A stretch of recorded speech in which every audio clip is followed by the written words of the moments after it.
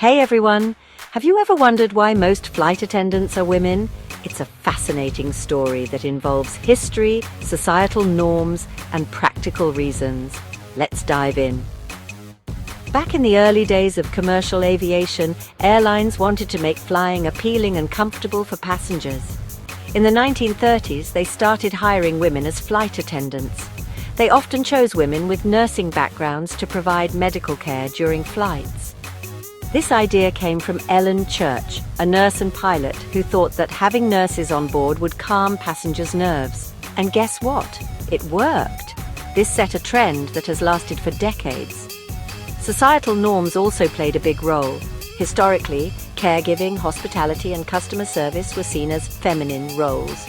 Airlines capitalized on this by hiring young, attractive women to create a specific image for their brand. They even had strict appearance standards to maintain this image. Think designer uniforms and glamorous looks. Remember Emilio Pucci's designs for Braniff International Airways in the 1960s?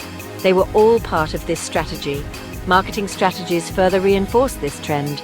Airlines marketed female cabin crew as part of their service to attract customers, especially male passengers. Studies showed that passengers felt more comfortable and cared for by female cabin crew. This perception of warmth and attentiveness helped solidify the role of women in these positions. There were also practical considerations.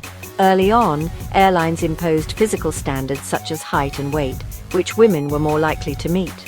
Women also excelled in roles requiring empathy, patience, and communication, traits ideal for being a flight attendant. However, times are changing.